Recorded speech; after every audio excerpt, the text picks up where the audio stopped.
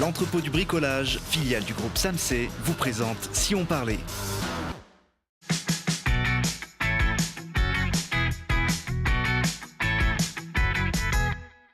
Parce que c'est important de regarder aussi ce qui se passe près de chez nous. Télé Grenoble vous donne la parole tous les jours du lundi au vendredi à 19h15, 20h15 et 23h15.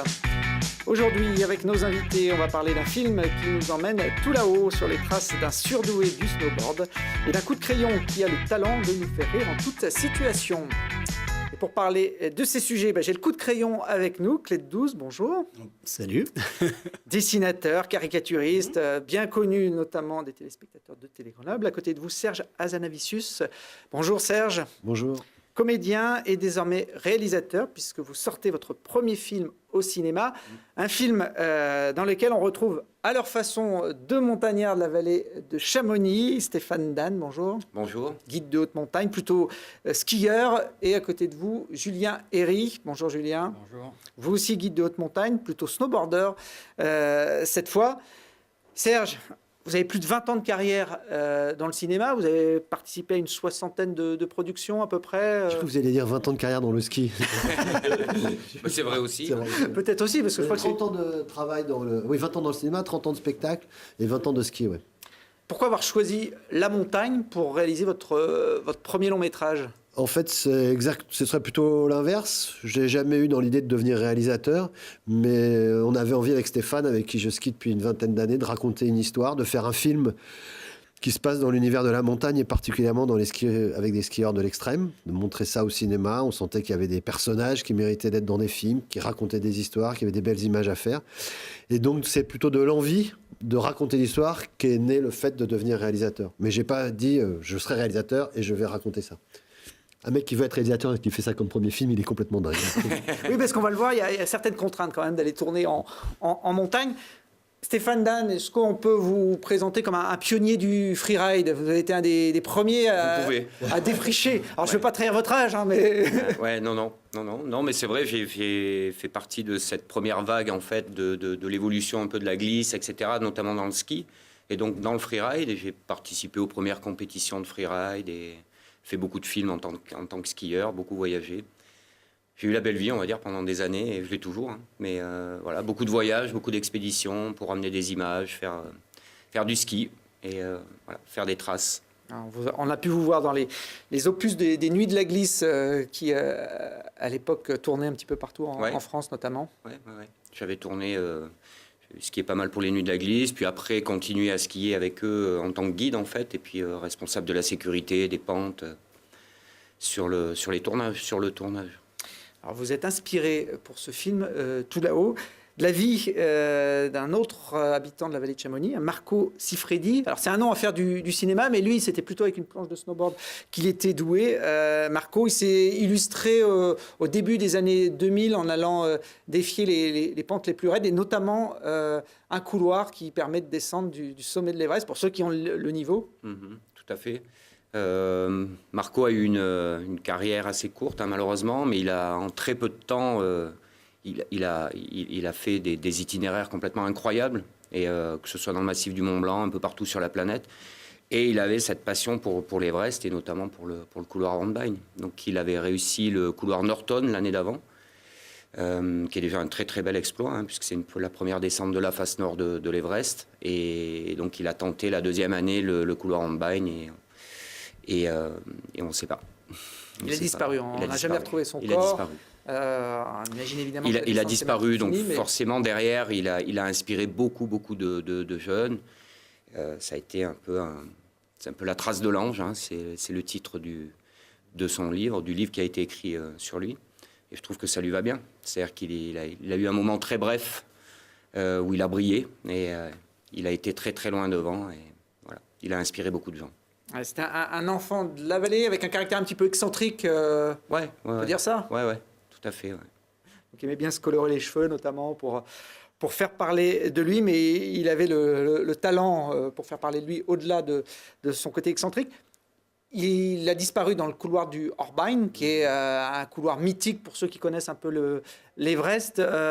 qui est un couloir qui descend directement du sommet sur près de 3000 mètres de dénivelé. C'est cette histoire vraie qui a été le point de départ de votre fiction, Serge. En fait, nous, on voulait raconter une histoire de fiction. Notre personnage, le personnage principal du film, Scott, que joue Kev, rêve aussi du couloir Randbagne, mais l'action se passe aujourd'hui. C'est pas un gamin de la vallée, c'est un gamin qui arrive à Chamonix. Donc, en écrivant avec Stéphane, parce qu'on avait tout écrit ensemble, on voulait que tout soit vrai, mais dans une histoire de fiction. Donc, évidemment, c'est librement inspiré. Est-ce que c'est inspiré? Est-ce que c'est influencé? On n'en sait rien. L'histoire, c'est pas l'histoire de Marco, mais en tout cas, elle plane au-dessus. Mais à travers lui, en tout cas, je crois, il y a aussi d'autres histoires, d'autres riders, d'autres skieurs, d'autres aventures qui planent sur le film. Moi, je voulais qu'on écrive vraiment ensemble. Il y avait vraiment quelqu'un du spectacle et quelqu'un de la montagne. C'est à quatre mains comme au piano, pour que ça soit de la fiction et en même temps que tout dedans soit vrai, véridique, c'est crédible. vrai que en fait, l'idée de ce jeune qui débarque à Cham, etc., donc ça pourrait être beaucoup de jeunes qui peuvent s'identifier à son image. Donc ça pourrait être Fanfan qui est arrivé à Cham à 18 ans. Voilà, c'est peut-être moi qui suis arrivé à 18 ans, comme ça a été le cas d'ailleurs, et qui a voulu tout déchirer, toujours prendre des risques, et des risques encore, et encore, et encore, toujours faire plus, et plus, et plus. Mais voilà, dans ce qu'on a en tous les cas écrit, l'idée n'était pas de refaire de retracer la vie de Marco, mais Marco est tellement présent à partir du moment où on parle d'un jeune surdoué snowboarder qui veut tout déchirer en montagne et qui finit à l'Everest, dans la face nord, on ne peut pas ne pas penser à Marco, même si c'est pas réellement dans l'histoire sa vie. C'est Kev Adams qui incarne ce snowboarder qui veut tout déchirer à l'écran. On peut retrouver des côtés un peu excentriques chez Kev Adams qu'avait Marco Siffredi. Je vous propose de regarder la bande-annonce de Tout là-haut. Action. Salut à tous, bienvenue sur ma page Facebook, The Number One. Direction Chamonix, c'est là où il y a les meilleurs. Je vais tout casser. Pas mauvais le petit avec le foulard là, tu connais? Non, pas envie. Moi je vous connais, j'ai vu tous vos films. Qu'est-ce qu'il fout là, lui? On pourrait peut-être aller rider ensemble pour quelques images, non? Je suis avec Pierrick Lefranc, les amis. Dis piou piou. Piou piou parce que tous les grands riders ont des surnoms. Tu veux devenir une star, gagner du fric? Fais animateur télé. Tu me rappelles quelqu'un? Je suis pas si con. L'Everest, le couloir Randbagne, c'est le Graal. Moi ce que je veux c'est faire des premières. Mais on s'en fout des premières, c'est pas pour ça qu'on descend une pente. Tout le monde en rêve, personne n'y va. Tu crois pas qu'il y a une raison, non? Imagine, le style. Parce que ce qui est beau c'est le mouvement. Ce qui est beau c'est l'harmonie du mouvement avec la pente. Scott, Excuse-moi, je regardais la pente. non, tu regardais pas la pente, tu regardais le vide. C'est pas pareil. J'ai envie de descendre cette pente. Ski avec lui, ça fera du bien. Avec la vitesse, tu choisis ta ligne. Et tu t'élances.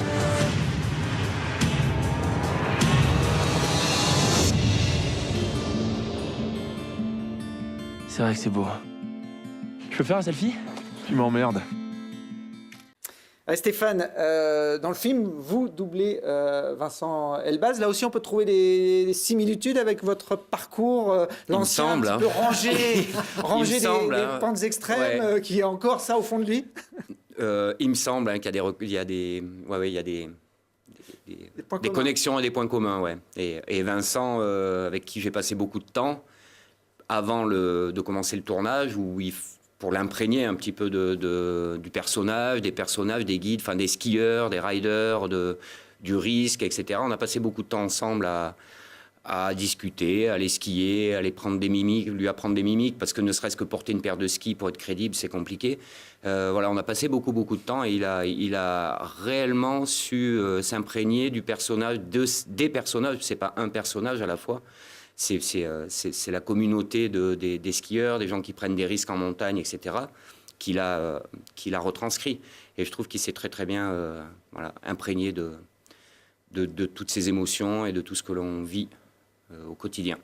Il est crédible dans son crédible, rôle tout à fait. de routard des pentes, Vincent Elbaz. Julien, vous aussi, vous doublez un des personnages du film. Alors, pas Kev Adams, qui lui est doublé par Jonathan Charlet, le ancien champion du monde de freeride. Vous doublez le copain de Kev Adams dans le film. C'est compliqué, c'est un exercice, j'imagine, que vous n'avez pas forcément eu l'habitude de faire, de jouer la doublure au cinéma d'un rider. Non, c'est sûr que jouer la doublure avec un casque en caoutchouc sur le visage, où on a de la buée dans le masque, on voit rien et qu'on nous demande de rider moins bien que normalement pour être plus plausible, ouais, ça fait beaucoup de choses qui changent d'habitude, mais non, c'était sympa, c'était tout le temps une bonne ambiance sur le tournage. Après, on était bien aiguillés, bien coachés, donc il n'y a pas eu de souci. Et le masque, c'est pas le masque anti-brouillard, hein, c'est un masque pour pas qu'on vous reconnaisse. Voilà, c'est un masque qui normalement doit ressembler au visage de l'acteur qu'on double, et qui, ouais, du coup, les masques marchent un petit peu moins bien avec. Voilà. Serge, vous le disiez, pour un premier film, se lancer dans un long métrage en montagne avec beaucoup de tournages sur le terrain, c'est loin d'être le plus simple. Comment vous avez appréhendé ça? Ça demande beaucoup de moyens techniques, ça demande une certaine... Ça demande beaucoup d'inconscience, surtout. C'est comme un mec de 18 ans qui dit « Tiens, ma première fiancée, ce sera Brigitte Bardot. » Il disait ça dans les années 60. Non, ça demande... beaucoup d'inconscience, beaucoup d'envie, et puis après tu t'entoures, et puis tu découvres les problèmes les uns après les autres, et puis à chaque problème, il y a une solution, inévitablement. Alors il y a les problèmes de montagne, mais ça j'ai été épaulé par évidemment Stéphane, et puis tous les camarades, Julien, Jonathan, l'autre Julien, Alex Pita, enfin tout le monde, Brice, tout le monde. Et puis après, il y a les problèmes techniques, mais il y a des techniciens, en fait, qui sont là pour m'accompagner. L'idée, c'est si toi, tu traces, quoi. Tu dis, c'est ça qu'il faut faire, et on trouve les solutions. Les problèmes, ils arrivent les uns après les autres. Mais il est arrivé qu'à 8h du matin, on se téléphone en disant, on tourne où? Côté nord ou côté sud? Ah, qu'est-ce que t'en penses? Ah, je sais pas. Allez hop. Et puis tu tentes le coup d'un côté. Et puis, voilà, tu joues aux cartes, quoi. Tu joues au dé. Il faut assurer aussi la sécurité sur un tournage comme ça en haute montagne. Ouais. C'était Pas moi, lui. Ouais, il est scénariste, il est doublure et gérer aussi la sécurité. J'avais en charge la sécurité sur tout ce qui se passait en montagne. Pas ce qui se passe dans la vallée, parce que là, c'est plus compliqué.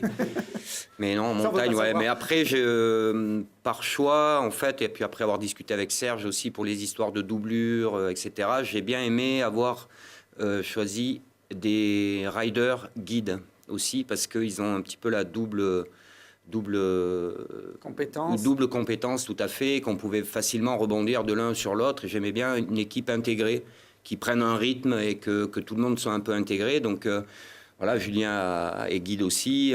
C'est pas des décisions seules. Il n'y a jamais de décision seule. C'est toujours des journées où on est dehors. On sait que le lendemain, il va falloir faire telle ou telle descente. On se connaît tellement bien que voilà, en fait, les choses se construisent tous ensemble. Et puis Serge donnait le feu vert ou pas de ce qu'on décidait. Mais il m'a jamais trop contrarié, hein, je crois. Non. Voilà. Julien, c'est un travail d'équipe avant tout. Voilà. Vous offrez une petite chute en crevasse. Alors celle-là, j'imagine qu'elle a été moins dramatique que d'autres. Il y a un rôle quand même d'acting quand on est doublure. Vous l'avez ressenti comme ça? Non, pas vraiment, parce qu'il faut qu'on soit le plus naturel possible. Alors, j'ai envie de dire que on m'a demandé d'être le plus neutre possible. Et voilà, il fallait déjà que j'avais assez à me concentrer pour essayer de retrouver le trou qu'on avait camouflé.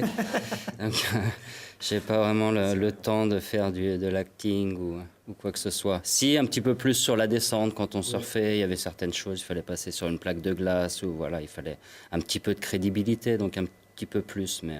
Non, puis surtout, c'est ce qu'il a dit tout à l'heure. C'est Vincent qui avait dit moi, je veux bien jouer comme vous ridez, mais il faut que vous ridiez comme je joue. Il a raison, ce qu'il disait, c'est que lui, il skiait le personnage qui skie un peu moins bien. Donc, il fallait qu'il skie pas naturel. C'est de l'acting pur, en fait. Il faisait pas son snowboard classique. Il fallait qu'il soit un peu plus comme ci, un peu plus comme ça, qu'il descende un moment sur les fesses pour qu'on voit, etc. Donc, non, c'est... Il est humble, mais c'est de l'acting pur. C'est avec une planche, sans texte forcément, mais c'est de l'acting pur. Kev Adams était moins à l'aise, en tout cas, sur les planches que Julien. Ça, il a appris, ils ont fait des progrès tous les deux, ils sont familiarisés. Après, on ne peut pas demander c'est pas son métier, donc on ne pouvait pas lui demander de rider comme Douze, Jonathan Charlet. En même temps, on n'a pas demandé à Jonathan Charlet de jouer comme Kev, donc c'était à peu près équilibré. Non, ils sont vachement familiarisés avec... Ils ont vraiment fait le chemin et ils n'ont pas vécu les descentes, mais ils sont montés haut, ils ont marché dans la neige, et ils ont vécu quand même des choses physiques très, très dures et qui sont pour eux pas loin d'être... Oui, et puis qui sont pour eux pas loin d'être un extrême. On a chacun notre extrême. Et ils sont allés au bout de quelque chose quand même. Et ça se voit à l'écran, moi je trouve ça touchant. Et le fait de s'appuyer aussi sur des riders professionnels, ça permet de ne pas rater les prises, parce que quand on fait une descente sur une face vierge dans un couloir de poudreuse, on n'a pas le droit à l'erreur. Une fois que la prise est faite... Surtout, ah non, parce que ça, tu peux refaire, il y a des choses qu'on refait, tout le monde a Remettez le droit la à neige l'erreur. Non, en état pour la dire trace. toute la vérité, alors... En fait, ça permet surtout de faire tout en vrai. C'est-à-dire qu'il n'y a pas une image dans le film qui est fausse. Il n'y a pas un moment où il y a un gars sur fond vert, il n'y a pas un moment où il y a un truc qui est faux. Tout ce qui est fait, tout ce qui est filmé, a été réellement fait par les riders qui sont participés au film. En plus, ce que ça amène, c'est ils proposent des idées, et ils disent non, on va faire comme ci, on va faire comme ça. Ils amènent une connaissance de la neige, ils amènent un geste que personne d'autre n'aurait pu amener. Après, quand un des skieurs doit passer 2 fois au même endroit, eh sur l'image, on prend le moment où il y a la trace d'avant et puis on met un peu de blanc dessus. Et voilà. C'est un peu le summum de la tricherie du film pour la montagne. Non, il n'y en a pas eu beaucoup. On n'a pas eu d'accident, etc. Tout s'est bien passé. Mais entre ce qui était demandé sur le papier, ce qui était écrit, ce qui était voulu pour chaque scène, et le résultat fait avec les riders et Bertrand Delapierre qui filmait essentiellement ces scènes-là, à chaque fois, il y a un plus, quoi. Il y a un petit truc en plus. Parce que c'est les gens de la montagne qui l'ont fait et pas des gars qui arrivent en disant attention, on est les rois de la cascade, on va vous montrer ce que c'est. Mais ça n'aurait pas marché. On retrouve en plus de belles séquences aériennes. C'est vrai que ça donne envie d'aller faire comme vous ou comme Kev Adams dans le film, d'aller découvrir ce massif. Julien, vous le connaissez par cœur, le snowboard de Pentraide, vous le pratiquez, j'allais dire, au quotidien. L'Aiguille du Midi, où se sont tournées beaucoup de scènes, vous la connaissez de A à Z, hein. Ouais, de A à Z, peut-être pas, mais je la connais bien. Ouais. Surtout l'hiver avec la planche. Du coup, c'était juste retourner. C'est sûr que c'était plus sympa, plus facile de skier dans un endroit qu'on connaît bien et qu'on affectionne, plutôt que d'aller skier à l'autre bout de la planète. Stéphane parlait de la prise de risque qu'on a quand on est jeune, moins jeune d'ailleurs, mais quand on se lance dans des pentes... Ça se calme pas si facilement. aussi raides, on n'a pas le droit à l'erreur. Là, c'est pas du cinéma quand vous skiez pour vous sur des couloirs aussi raides. Comment vous gérez ça psychologiquement? On y pense à la chute, au fait de pas tomber? On y pense, mais on est pris dans l'action. Et puis c'est quand même une évolution. On n'est pas du jour au lendemain, on passe pas de la piste bleue au milieu de la face nord de l'Aiguille du Midi. Donc toutes ces situations, on les a vécues de plus en plus raides, avec des fois certaines surprises. Donc finalement, je crois qu'on est vraiment concentré sur ce qui se passe et on n'a pas... Des fois, on se rend bien compte qu'il y a du vide et qu'il ne faudrait pas tomber à cet endroit-là, mais vite, on se reconcentre sur la suite et finalement... Quelque chose qu'on intègre, qui est à l'intérieur de nous, mais qui n'est pas un déclenchement d'une action ou quoi que ce soit. Voilà. Ils ont raison, c'est vrai, mais n'empêche que moi qui suis plus du côté de ceux qui suivent les guides que du côté des guides, la première fois où un gars te dit « là, il ne faut pas tomber parce que si tu tombes, t'es mort », t'as beau avoir fait de piste bleue, piste rouge, piste noire, première piste, il y a vraiment un truc qui se passe sur ton rapport à ton geste, ton rapport à la pente, etc. Et ça... c'est pas... Alors c'est vrai qu'il y a une évolution et c'est vrai que c'est... Mais le moment où la première fois où Fanfan il m'a regardé, il m'a fait là tu tombes pas, j'ai compris qu'il fallait pas que je tombe et je suis pas tombé d'ailleurs. Hein, donc... Ça aide en général, ah ouais, c'est une bonne motivation. Non mais tu skis pas pareil, t'es pas dans le même rapport à ton corps, à la pente, à la technique et ça c'est... Si tu t'habitues à skier dans ce genre de pente, après ça devient un peu la voilà, même chose que de oui, skier sur une quelque chose piste de bleue. plus intègre. Oui. Voilà. C'est vrai. C'est comme si tu roules sur une autoroute, c'est sûr que si tu tournes le volant à droite, tu vas te cracher. Il faut réussir à le tenir droit, mais pour finir, c'est pas... Mais il y a quand même un petit moment... Oui. Ah, il y a un moment où il faut prendre sur soi. Ah, ouais. Bon, ça s'appelle Tout là-haut, c'est dans nos montagnes, ça sort le 20 décembre avec de superbes images de montagne et puis une histoire qui nous garde en haleine pratiquement jusqu'à la dernière scène. On ne sait même pas vraiment comment finit ce film, donc je vous invite à aller le découvrir dans les salles de la région. Bonne continuation, Serge, si vous revenez faire du ski dans le coin, je crois que vous êtes en bonne main avec Julien et Stéphane. Clé de 12, ça t'a inspiré, ces histoires de montagne? J'ai vu circuler des dessins, mais j'ai pas réussi à voir ce qu'il y avait dessus. Hein. Bon, donc, je l'ai fait passer, voilà, j'en fais passer deux, celui-là ils l'ont vu, voilà, j'en fais passer là-bas, voilà, je l'ai fait tourner, c'est bon, voilà, je me suis occupé. C'est ta spécialité, Clé de 12, de croquer les instants de vie sur un plateau de télé ou ailleurs. C'est un exercice assez particulier quand même. C'est autre chose que du dessin, tranquillement, ça table à dessin, c'est-à-dire que c'est vrai que les gens, quand je travaillent pour des séminaires, des colloques, des choses comme ça. Ils sont là à me dire mais comment ça vous vient, mais comment ça se fait que ça va aussi vite.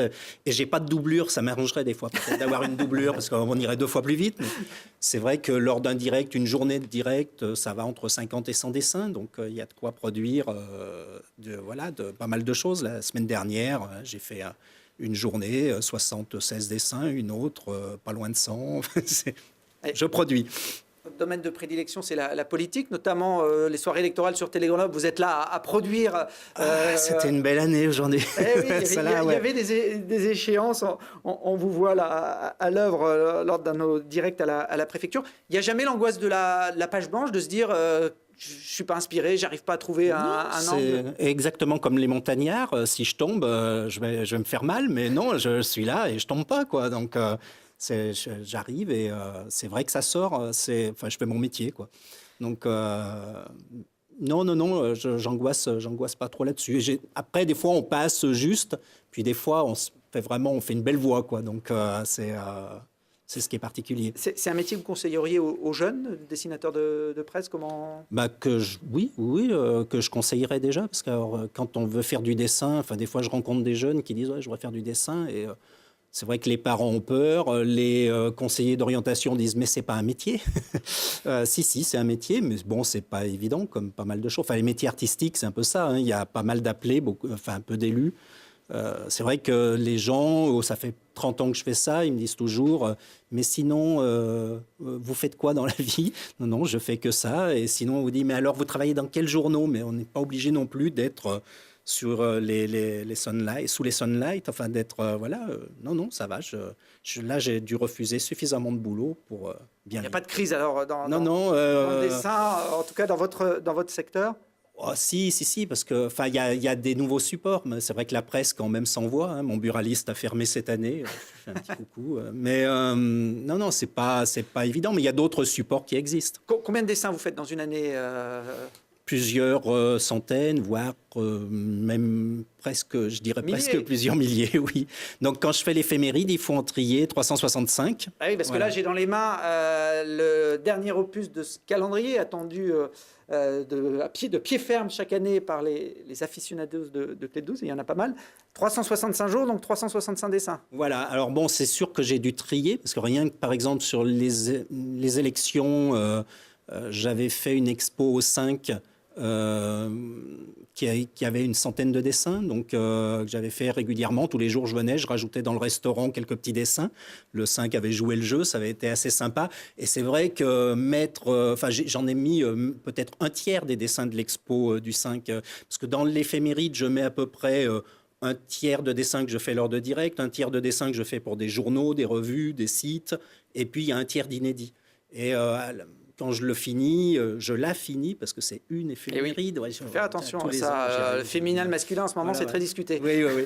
Donc, à chaque fois, je me dis, tiens, de quel sujet j'ai pas parlé et que quand même il faut retrouver? Qu'est-ce qui s'est passé en 2017? Voilà, et donc on a un petit peu tout ça. Et donc j'en ai discuté. Alors c'est super parce que là, donc j'étais tellement au boulot que j'ai pas pu venir pour annoncer la dédicace de samedi dernier. Donc c'était très bien. Voilà, fallait venir. Donc mais j'en refais une le 16 décembre, voilà, chez Artaud. Et donc là, je ferai des petits dessins en direct, en dédicace aux gens qui passeront et qui partiront avec. Voilà. Il y a de la politique, il y a de la vie quotidienne. Il y a sans doute, il y a du sport d'hiver. C'est vrai, puisque j'ai travaillé pour le syndicat des guides, donc je pense qu'il y a quelques dessins qui sont là-dedans. C'est pour ça que vous étiez inspiré sur Stéphane et Julien. On est non, j'étais inspiré. Je suis inspiré par ce que j'entends. Donc si aujourd'hui on avait reçu des médecins hospitaliers, j'aurais fait des dessins sur l'hôpital. Je me serais moqué, j'aurais tiré sur l'ambulance. Le 16 décembre, pour voir Clé de 12, vous dédicacez l'éphéméride qui est disponible dans les librairies, chez BD Fugue, etc. Chez BD, voilà, BD Fugue et chez Artaud, voilà, c'est pas plus ailleurs. Sinon, j'en ai souvent dans mon sac et les gens peuvent l'acheter directement chez le consommateur, chez le fournisseur, chez le. Voilà, faut donner votre adresse. C'est les circuits courts. C'est les circuits courts. Non, mais voilà. 17 avenue du Général de Gaulle. Et le 20 décembre, donc la sortie. N'oubliez pas vos chèques. Tout là-haut. Et si après avoir vu Tout là-haut, vous avez envie de donner directement vos avis du consommateur au producteur, le numéro de Serge, c'est le 06 23 Vas-y, va au bout. 42 10 22. Et il y a quelqu'un qui a ce numéro, Et et ça va être malheureusement, là, terrible. c'est lui qui va avoir des appels. Je le contrôlerai quand même, ce numéro. Merci en tout cas à tous les quatre. Nous, on se retrouve dès demain pour d'autres aventures.